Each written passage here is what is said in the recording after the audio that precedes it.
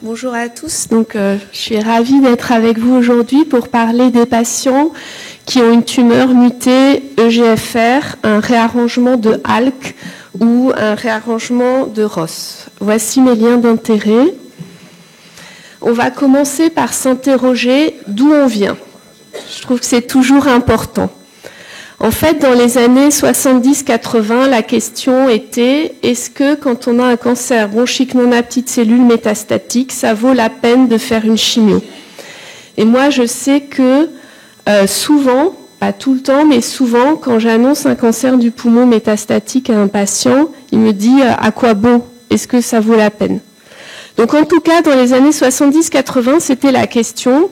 Et donc il y a eu plein d'essais, best supportive care versus best supportive care plus chimio. Et on a vu dans cette méta-analyse que la chimio apportait un peu. Bon, le bénéfice n'est pas très grand.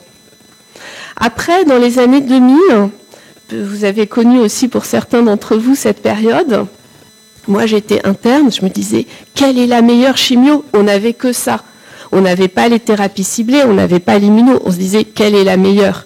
Et en fait, finalement, les 4 chimios qu'on avait à disposition, elles étaient tout aussi médiocres les unes que les autres, avec une médiane de survie globale à 8 mois. On est dans le cancer bronchique non à petites cellules métastatiques. Ensuite, arrivée des thérapies ciblées, erlotinib. Et il y a eu cet essai, publié en 2005, mais réalisé évidemment avant. On ne connaissait pas encore les mutations de GFR, et dans cet essai, c'était des CBNPC, à la fois adénoca et épidermoïdes, qui étaient en deuxième ligne ou plus. C'est vrai qu'il n'y avait pas grand-chose d'autre à proposer. Et c'était erlotinib, donc inhibiteur de tyrosine kinase de GFR, versus placebo. On a vu que l'erlotinib faisait un peu mieux que le placebo. Là encore, le bénéfice n'était pas majeur, mais il semblait qu'il y avait des sous-groupes de patients qui en bénéficiaient pleinement. C'était les adénocarcinomes, les femmes et les non-fumeurs. Et maintenant, les choses ont changé puisqu'on a compris qu'il ne fallait pas traiter les adénocarcinomes et les carcinomes épidermoïdes de la même manière, que ce n'était pas la même maladie. Et donc aujourd'hui, on va s'intéresser aux adénocarcinomes, et plus spécialement aux adénocarcinomes pulmonaires mutés EGFR. Alors, je vais essayer, du coup, voilà. C'est comme ça, désolé, c'est pas hyper clair. Voilà. Vous voyez, c'est en 2004 qu'on a découvert les mutations EGFR. Et depuis, grâce au progrès de la biologie moléculaire, aux pathologistes, etc., on a trouvé plein d'autres cibles. Alors, on va voir, est-ce que ça sert à quelque chose d'avoir trouvé toutes ces cibles ou, au fond, est-ce que ça sert à rien? En tout cas, la première révolution dans le cancer bronchique non à petites cellules, c'est déjà d'avoir démembré cette famille d'adénocarcinomes. Et je dis souvent aux étudiants, c'est fini, il ne faut plus dire le cancer du poumon. C'est les cancers du poumon avec plein de maladies différentes.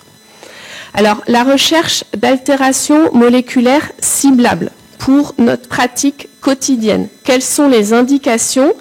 Normalement, tous les référentiels, en tout cas en France et au niveau international, recommandent de rechercher les mutations. Pardon, je vous prie de m'excuser vraiment. Voilà. Les mutations de GFR, les réarrangements de ALK et les réarrangements de ROS chez tous les patients qui ont un adénocarcinome pulmonaire métastatique, quel que soit le tabagisme, le sexe, la présentation clinique. On sait qu'on va en trouver beaucoup plus chez les non-fumeurs, mais on sait que ça change tellement l'histoire de la maladie de trouver une mutation de GFR, par exemple, que ça vaut la peine de la rechercher même chez les fumeurs. On la recherche sur quoi? Nos pathologies sont encore là pour longtemps. On va travailler main dans la main ensemble longtemps. On a toujours besoin d'eux. Donc le plus souvent, on recherche ce biomarqueur sur du matériel tumoral tissulaire, sur des biopsies ou cellulaires. Et puis parfois, quand quand le bloc est épuisé parce que ça a saigné en fibro, qu'on n'a pu faire qu'une seule biopsie, eh ben, on peut faire la recherche sur de l'ADN tumoral circulant, donc juste sur la biopsie liquide, juste sur une prise de sang. Alors je me suis dit, commencez chez vous. Comment vous recherchez? Est-ce que vous le faites? Est-ce que vous recherchez, par exemple, la mutation de GFR chez tous les patients qui ont un adénocarcinome pulmonaire métastatique? Et qu'est-ce que vous trouvez? Puisqu'on sait qu'il y a des grandes disparités. Par exemple, chez les Asiatiques, on va trouver un taux de mutation de GFR de l'ordre de 50%, voire même supérieur à 50%. Et chez les Caucasiens, ça va être plutôt 10 à 15%. Donc, j'ai retrouvé cette étude publiée, très récemment, de l'équipe de Sfax. Et cette étude me semble intéressante vraiment. Et je vois certains d'entre vous qui ont sûrement fortement contribué. C'est intéressant, je ne sais pas bien si vous avez sélectionné les 79 patients qui ont un adénocarcinome pulmonaire chez qui on a fait la recherche de mutation de GFR, parce qu'un taux très important, il y en a 34 sur 79 qui avaient une mutation de GFR. Je note, ça me semble très important, qu'il y avait beaucoup de fumeurs, donc j'insiste, c'est important de rechercher cette mutation chez les fumeurs aussi. Et ce qui me semblait vraiment important dans cette étude, chez les Caucasiens, les mutations les plus fréquentes, c'est les délétions de l'exon 19 et les mutations L858R, je suis sur EGFR. Bien sûr, il y en a plein d'autres. Et peut-être que dans votre pays, il y a beaucoup de mutations différentes en dehors des délétions de l'exon 19 et des mutations L858R, et c'est sans doute très important. La deuxième révolution, on a dit la première révolution, c'est la biologie moléculaire. La deuxième révolution, elle est thérapeutique, c'est d'avoir trouvé des thérapies ciblées.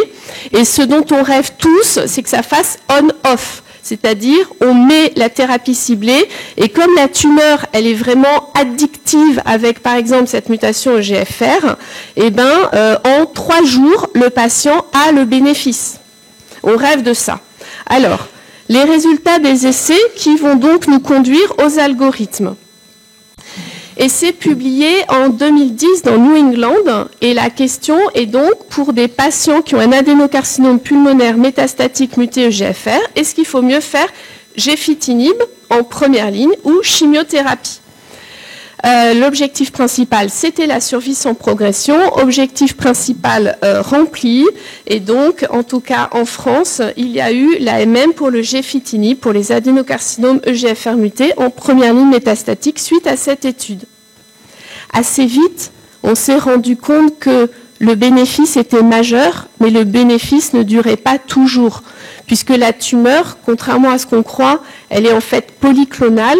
On va être très très efficace sur un clone, mais à un moment, il y a un autre clone qui va émerger et qui n'est plus sensible.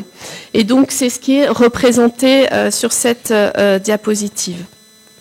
Et donc, les patients qui recevaient du gefitinib ou de l'erlotinib ou de l'afatinib en première ligne, ils étaient rebiopsiés pour analyser le mécanisme de résistance à la progression.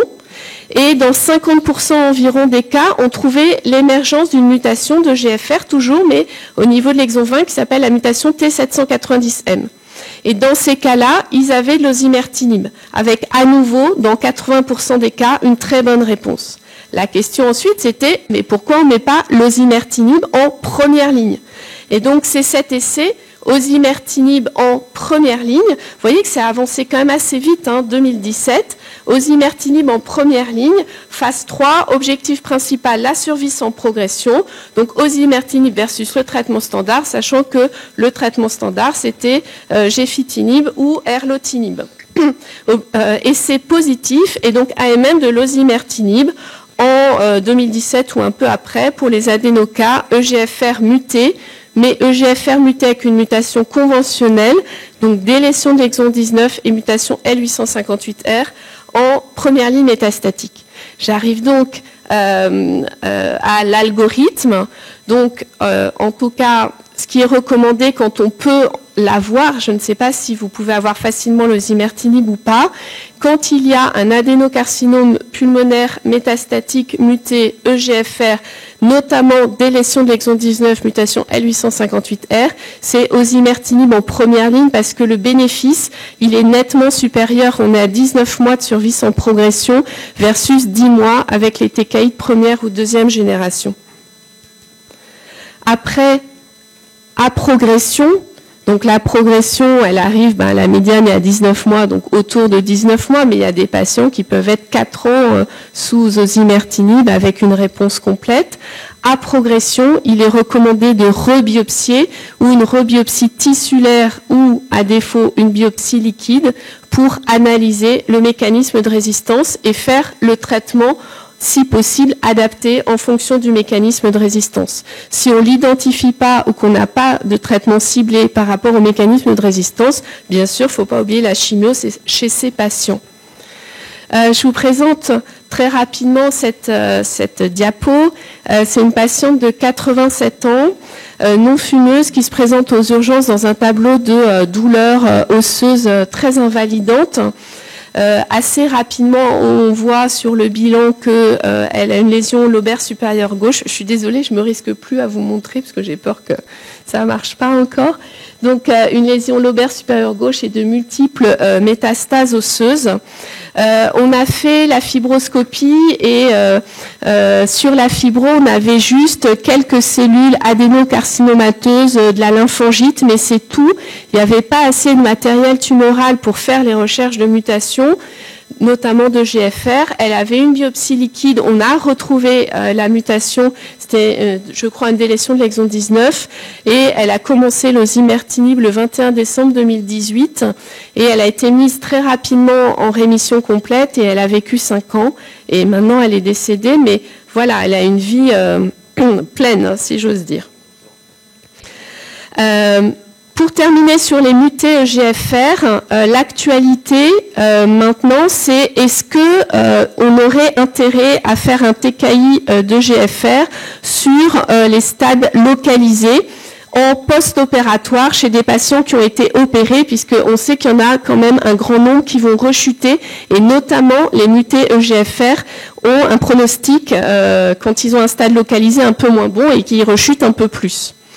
Et donc, c'est cette étude, grande phase 3, très solide, puisque osimertinib versus placebo, chez des patients qui ont été opérés de stade 1B à 3A, mais l'objectif principal était la DFS pour les stades 2 à 3A. C'est pour ça que je vous montre ces courbes et études positives. Donc du coup, nous avons l'AMM pour prescrire de l'osimertinib pour les adénocarcinomes pulmonaires mutés EGFR, stade 1B à 3A en adjuvant, donc en prévention de la récidive. Je quitte les EGFR pour aller aux patients qui ont donc un cancer bronchique non à petites cellules métastatiques réarrangé ALK. Donc là, c'est on va pas passer trop longtemps, mais le réarrangement de ALK, on le retrouve en immunohistochimie avec les techniques d'immunohistochimie qui sont super fiables pour ALK. Donc le coût n'est peut-être pas trop grand à voir. En tout cas, en première ligne, on doit utiliser normalement, si on peut, un TKI de 3e génération, alectinib, brigatinib, voire lorlatinib.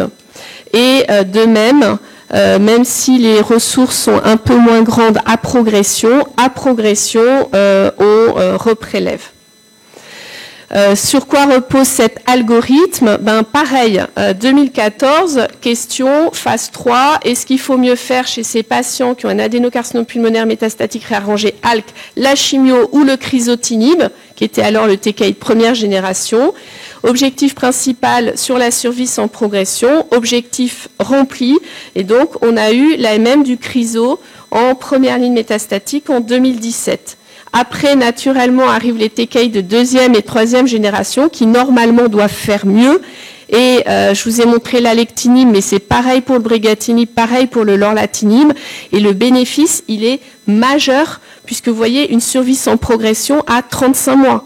on se remet, on se rappelle, enfin, moi, quand j'étais interne, les cancers du poumon métastatiques qu'on diagnostiquait au début du semestre, ils étaient morts à la fin du semestre, 6 mois. Et là, on parle de 35 mois. Donc le bénéfice, il est majeur. Le coût, il est important, mais en même temps, c'est très peu de patients. C'est 3 à 4% des patients. Donc peut-être que ça vaut la peine. Bien sûr, c'est des questions de santé publique et de priorité. Mais peut-être ça vaut la peine de les chercher, ces patients-là. Donc AMM pour l'alectinib depuis 2018. Et on n'imaginait pas parler un jour de la survie à 5 ans des cancers bronchiques non à petites cellules métastatiques. Enfin, moi, je n'imaginais pas. J'en rêvais, mais j'y croyais pas. Et là, pour cette petite catégorie de patients, donc encore une fois, pas très nombreux, mais cette petite catégorie de patients, en survie à 5 ans, on est à 62% de vivants à 5 ans. Ils sont métastatiques au départ. Je passe sur les mécanismes de résistance qu'on connaît. Et un petit mot de toxicité. Ça, c'est Monsieur Zalkman, c'est mon chef de service qui m'a passé cette photo. C'est tout récent. C'est un de ses patients qui est à 2 mois et demi de lorlatinib et qui lui offre tout ça. Alors, c'est super de recevoir des cadeaux, mais là, on se dit quand même c'est un peu trop, Pour un docteur, 5 écharpes, 5 paires de gants, il y a quand même quelque chose qui ne va pas. Et en fait, voilà, par exemple, le lorlatinib peut avoir des effets secondaires psychiatriques. C'est rare, mais ça arrive. Donc, le progrès est majeur, mais il faut savoir gérer les effets secondaires et prévenir les patients et les surveiller. Alors, vous êtes en train de vous dire, on va être tout le monde sous lorlatinib, comme ça on aura plein de cadeaux. Dernier petit cas clinique. C'est une patiente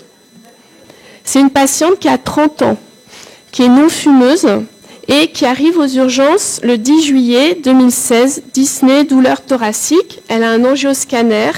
On retrouve une masse pulmonaire droite, un épanchement pleural liquidien droit, une embolie pulmonaire. Assez rapidement, le diagnostic d'adénocarcinome pulmonaire métastatique est fait. Donc, bien sûr, adénocarcinome pulmonaire métastatique, on doit rechercher une altération moléculaire ciblable, d'autant plus qu'elle est femme asiatique non fumeuse et qu'elle a un adénocarcinome. Le 28 juillet, du coup, vous savez, des fois, ça peut se dégrader très rapidement. 28 juillet, hémoptysie. Hémodynamique, pas terrible. Elle désature. Au niveau biologique, elle est en coagulation intravasculaire disséminée. Et là, on doit discuter le transfert en réa. Et comme les réanimateurs ont progressé, puisqu'ils ont compris qu'on a des traitements qui ont fait progresser la survie chez les patients qui ont un cancer du poumon, ils l'acceptent en réa. Assez rapidement, on voit que l'immunohistochimie ROS est positive, sauf que cette immunohistochimie n'est pas très fiable, contrairement à ALK. Donc, on doit compléter avec un NGS-ARN ou d'autres techniques. On confirme qu'il y a un réarrangement de ROS. Elle débute, du coup, le crizotinib le 29 juillet. Elle sort de réa le 3 août et sortie d'hospitalisation le 9 août. Il n'y aurait pas eu ce traitement, elle serait morte en quelques jours. À 1 mois de traitement, elle est en réponse majeure. À 6 mois, elle est en réponse complète. Donc, avoir diagnostiqué ce réarrangement ROS, là aussi, c'est pas beaucoup, c'est 1% des adénocarcinomes pulmonaires métastatiques. Donc, c'est pas très fréquent. Mais ça lui a sauvé la vie pour un certain temps. Donc, nous avons parlé aujourd'hui de ce qui était proposé, à savoir les mutations EGFR, les réarrangements de ALK, les réarrangements de ROS.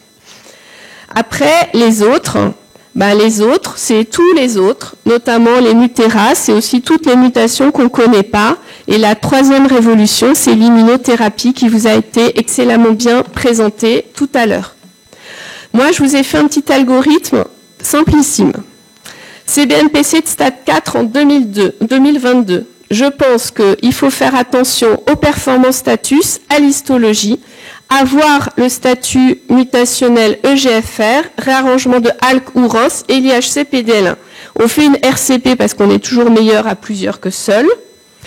Et puis, où il y a une mutation EGFR ou un réarrangement de ALK ou ROS, on propose une thérapie ciblée, quel que soit l'âge, parce qu'en général, c'est quand même plutôt pas mal toléré, quel que soit le PS, parce qu'on peut être efficace en 3 jours, ça donne des syndromes, ce qu'on appelle les syndromes de Lassa, et quel que soit l'IHC-PDL1. Même si vous avez une IHC-PDL1 à 100%, si vous avez une mutation de GFR, c'est le TKI de GFR qu'il faut faire, hein, on le sait. PDL1 supérieur ou égal à 50%, pas de mutation, c'est immuno ou chimio-immuno. PDL1 inférieur à 50%, si on peut, c'est chimio-immuno. Pour conclure, pour les CBNPC de stade avancé, muté EGFR, réarrangé ALK ou ROS, la première problématique, c'est l'accès aux analyses moléculaires, déjà le faire. Aux États-Unis, c'est seulement 50% des patients qui ont un adénocarcinome pulmonaire métastatique qui ont la recherche moléculaire. Hein. Donc voilà. Et puis l'accès au traitement. Je pense qu'on a beaucoup de chance en France, mais malgré tout, par exemple pour les réarrangés RET, il y a des traitements super efficaces. On les a eus en ATU, mais maintenant on les a pu, on n'a pas la même encore, et c'est vrai que c'est frustrant. Enfin, c'est ce que vous ressentez sûrement pour d'autres cibles. Après, on parle de traitement oral, donc on est sur de la base, mais il faut s'assurer que le patient le prenne bien. La compliance, c'est un enjeu majeur. Comme je vous l'ai dit, la gestion des toxicités. Et puis après, il y a d'autres problématiques, mais c'est pour plus tard. Comment on peut retarder l'émergence des résistances. Voilà, je vous remercie vivement.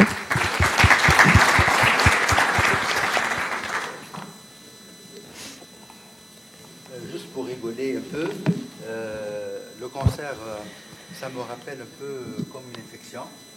Donc on fait le diagnostic avec des cultures, on voit après la bactérie, on fait l'antibiogramme, hein, exactement. et après on fait les antibiotiques. Lorsque ça résiste, hein, on voit un petit peu le nouveau antibiotique et on adapte et on continue à maintenir le vie avec ces médicaments. Je suis pleinement d'accord avec vous, et d'ailleurs pour certains patients c'est comme ça que j'explique pour la rebiopsie, l'intérêt, etc. Extraordinaire. L'ère de la chimiothérapie commence à complètement. Depuis une vingtaine d'années, il n'y a pas de nouveau traitement. Moi je vous entends bien. Mais... Depuis une vingtaine d'années, il n'y a pas de nouvelles chimiothérapie. Et là, on voit un bouleversement extraordinaire de tout ce qui est thérapeutique. Même, on voit les anti-ALK, les premières générations, ils sont déjà dépassés, ou déjà pas plus on commence un petit peu. C'est vrai que c'est un grand bouleversement, et je me demande même en néoadjuvant, qu'est-ce que vous en pensez? Alors, je vais répondre à votre question, mais je voudrais d'abord poursuivre sur votre raisonnement. En tout cas,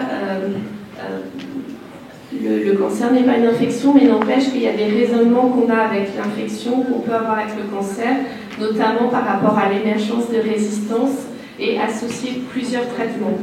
Deuxième réflexion, quand il y a eu les résultats des premiers essais d'immunothérapie à l'ASCO, au congrès à Chicago, je me souviens, j'avais la chance d'être là, et la salle, on était hyper enthousiastes, on avait l'impression de vivre un moment hyper important, tout le monde était debout, tout le monde applaudissait, et on se disait c'est la fin de la chimio. Je pense quand même que la chimio elle est encore utile. J'ai oublié votre question. Oui, le néoadjuvant. Très très bonne question. Bien sûr, on est hyper tenté quand on a notamment un stade 3, à la limite de dire plutôt que de faire de la chimio néoadjuvante ou plutôt que de faire de la radiochimio concomitante, est-ce qu'on ne pourrait pas faire le TKI pendant 2 mois, ça va fondre et après on l'opère. Donc, on dit la vérité, c'est pas encore dans les recommandations et pour l'instant, cela ne doit pas être fait normalement. Il y a un essai en cours pour du néoadjuvant, c'est Neoadora, avec l'osimertinib chez MUT-EGFR. Après, la vérité, c'est que c'est déjà arrivé qu'on le fasse, mais bon, normalement, on ne doit pas le faire. Mais c'est l'avenir, je suis d'accord avec vous. Moi, je profite d'avoir le micro entre les mains pour intervenir. Je n'ai pas de questions à poser, j'ai quelques remarques à faire concernant ce qui se passe chez nous. D'abord, avant la publication de SPAX, nous avons publié à l'Ariana un travail sur le profil moléculaire du cancer du poumon, surtout sur le GFR. Et nous avons publié une série de 80 malades. C'était sélectionné, c'était des femmes, des adénocarcinomes, des jeunes, des non-tabagiques essentiellement. Et nous avons trouvé un chiffre très important de positivité, près de sur 96 cas. Et c'était des mutations ALK26 et 858 cas. Actuellement, nous menons un travail sur la translocation ALK à l'hôpital. Il a deux volets. Un volet immunohistochimique avec l'anticorps D5F3 qui peut remplacer la fiche, parce que c'est l'interprétation est binaire, c'est positif, c'est négatif. D'accord.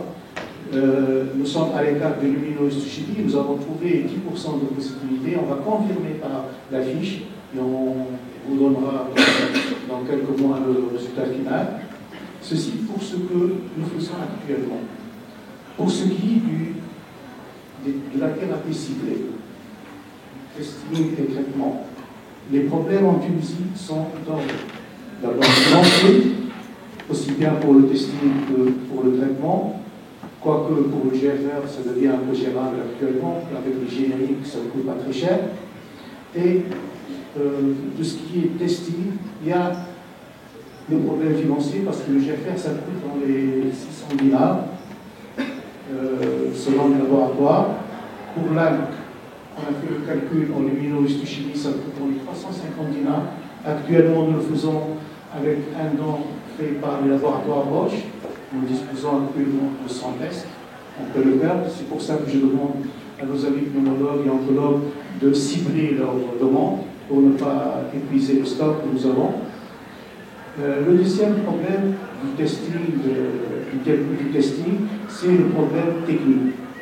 Le plus souvent, si les malades sont opérés, il n'y a aucun problème. Nous avons assez de matériel. Pour les malades, biopsie. Souvent, on a des biopsies de type A et je comprends le problème des pneumologues parce que l'endoscopie respiratoire, ce n'est pas l'endoscopie digestive. Ils sont toujours obligés de faire de petits prélèvements. Et à ce prélèvement-là, on demande beaucoup de choses. D'abord, de faire le diagnostic histologique, de faire le typage immunohistochimique, et puis de faire le testing moléculaire. Malheureusement, quand on arrive au testing moléculaire, le plus souvent, on n'a plus assez de matériel tumoral ou pas du tout. Et le problème, on peut entamer cette procédure-là dans les pays de malades dont les demi-dinars sont faits au bout, et au bout, la catastrophe, c'est quand on reprend, il n'y a plus de cellules tumorales. Et ça pose véritablement un problème. Pour le PD-L1, on ne le fait pas systématiquement actuellement, mais on le fait dans un travail de recherche concernant la corrélation entre le PD-L1 et les tirs des lymphocytes intratumoraux. Voilà les remarques que j'avais à faire. Je passe la parole à la salle. Pas de question. Merci pour votre présentation et pour cet esprit synthétique des différentes recommandations. Alors pour nos malades en fait mutés EGFR, pour les malades chez qui on a des résultats, généralement on reste sur les TKI première génération et donc on est plutôt erlotinib et crizotinib. Et donc on a toujours une possibilité de proposer les TKI de première génération par la suite. C'est pour des raisons de disponibilité et surtout de coût. Alors pour vous, vous êtes plutôt, évidemment, les standards actuels, c'est plutôt osimertinib et alectinib. Et donc, sur le plan pratique, est-ce que finalement, à la progression, vous trouvez des anomalies ciblables? Et sinon, qu'est-ce que vous proposez pour vos malades après ces standards de troisième génération? Alors, on va prendre l'exemple de GFR. Donc, EGFR, c'est vrai que en première ligne, on fait de l'osimertinib parce que la survie sans progression à 19 mois versus 10 mois avec les TKI de première génération. À progression, quand on est sous erlotinib ou gefitinib, on a la chance, entre guillemets, d'avoir 50% des cas de mutation T790M. Et dans ces cas-là, si vous pouvez, pour ces patients, dans ces cas-là, c'est l'osimertinib du coup. Nous, on fait l'osimertinib en première ligne, et donc du coup, à progression, il y a un peu de tout, mais c'est vrai qu'on n'a pas un traitement ciblé dans 50% des cas. Et ce qui est intéressant, c'est que quand les résultats de cette étude sont sortis, c'était super débattu en fait. Il y en a qui disaient, mais il faut garder TKI de première ou deuxième génération en première ligne, et après, dans 50% des cas, on fera l'osimertinib en deuxième ligne. Donc, si déjà vous pouvez faire ça, moi je trouve ça super. J'ai envie de revenir sur ce que vous disiez, qui est extrêmement important. En fait, avant, quand on biopsiait, parce que moi je fais beaucoup de fibro, on biopsiait 3, 4, 5 biopsies pour assurer le diagnostic. Et puis voilà, il n'y avait pas besoin d'en faire 10, ça ne changeait rien. Mais il faut que tous vos pneumologues aient conscience que ça change ou que ça va changer quelque chose.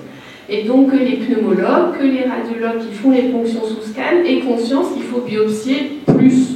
Et que les anapathes aient conscience, mais bien sûr vous l'avez, mais tous, aient conscience qu'il faut être le plus économe possible, que ce n'est pas la peine de faire des milliers d'immunohistochimie, mais le moins possible pour garder du matériel. Et un très joli travail de l'équipe de Grenoble qui avait mobilisé tout le monde, les pneumologues, les radiologues, les anapathes, et ils avaient vu que s'ils faisaient entre guillemets plus attention, eh ils pouvaient dans plus de cas faire la biologie moléculaire. Donc c'est le même élan qu'il faut faire naître, ou qui est déjà en train de naître, comme vous disiez. J'enchaîne sur ce que vous dites. Pour notre part, à nos pathologistes, on devrait également ne pas inclure tous les fragments dans le même bloc. Si les fragments sont tumoraux, on va travailler sur un seul bloc et laisser le deuxième bloc pour la biologie moléculaire. Autre problème aussi pour le testing. Les choses ne sont pas réglementées en Tunisie, parce que dans le secteur privé, on fait n'importe quoi. À titre d'exemple, pour là, il y a des anticorps qui sont disponibles actuellement, le D583 dont j'ai parlé tout à l'heure, l'interprétation est binaire, négatif. Il y a aussi le 5 à 4, où l'interprétation se fait en 4 fois. 0, 1, 2, 3. Et seuls le 0 et le 3 sont significatifs. Le 0 c'est négatif, le 3 c'est positif. 1 et 2, il faut compléter par une fiche. Et je vous rappelle que l'ALK, c'est l'acronyme de anaplasique. L'anaplasique à grande cellule, c'est un anticorps qui a été créé et utilisé dans le diagnostic des lymphomes anaplasiques.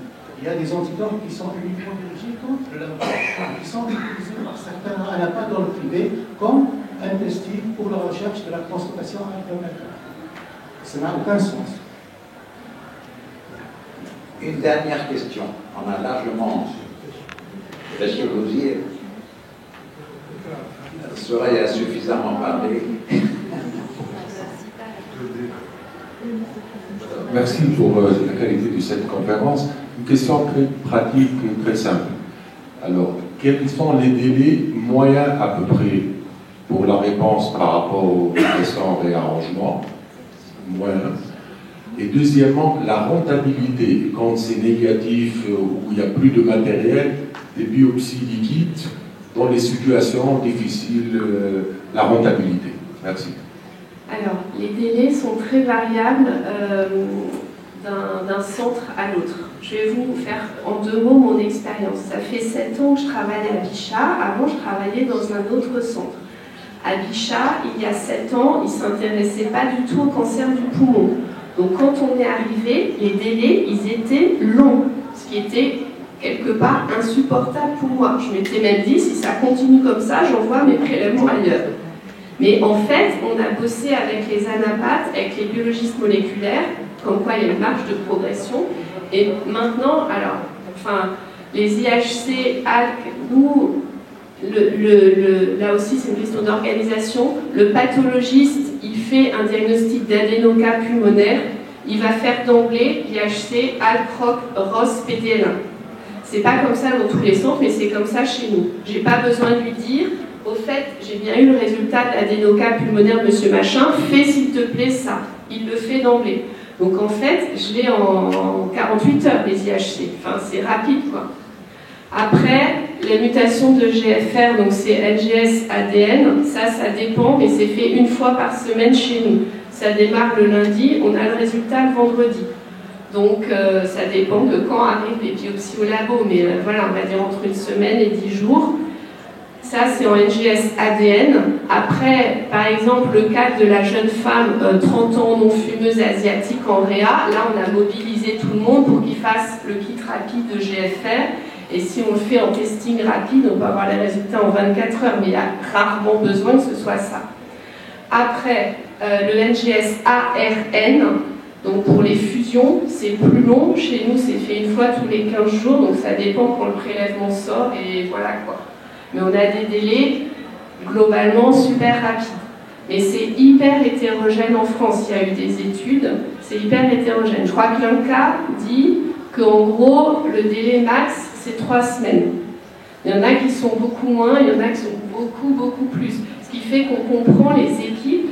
Normalement, on doit attendre le résultat des mutations pour démarrer le traitement, notamment l'immuno. Mais il y a des équipes, on comprend qu'ils n'attendent pas. Enfin, un patient, il peut se dégrader en 1 mois. Donc, voilà. Ah, pardon. Les biopsies liquides, donc l'ADN tumoral circulant, chez nous, c'est fait aussi une fois par semaine. Le prélèvement arrive au labo. Mais chez nous, enfin, Bichat, c'est une grande tour, le labo il est au 3e étage, donc c'est pas compliqué, c'est pas comme si c'était fait à 100 km. Donc c'est aussi une semaine, quoi. Et la rentabilité par rapport à... Alors, la rentabilité de la biopsie liquide, si on est dans le cadre, du coup, le cadre réel de la biopsie liquide, c'est-à-dire au diagnostic d'un adénocarcinome pulmonaire métastatique, on a le diagnostic, mais il n'y a pas assez de matériel sur la biopsie. Du coup, c'est très rentable parce qu'il y a quand même pas mal de matériel tumoral qui circule puisqu'on est au stade métastatique et ça dépend des techniques. Il y a plusieurs techniques, mais en général, ils font de la digital PCR. Enfin, mes collègues sauront mieux en parler que moi, biologistes ou pathologistes, et on est à des sensibilités de l'ordre de 90%. On est très sensible sur les délétions de l'exon 19, les mutations L858R. Pour d'autres mutations, on est un peu moins sensible. Et la biopsie liquide, pour l'instant, globalement, j'ai l'impression que dans tous les labos, c'est bien pour tout ce qui est mutation, mais pour les fusions, pour Alcross et tout ça, ça c'est pas encore fait en routine partout.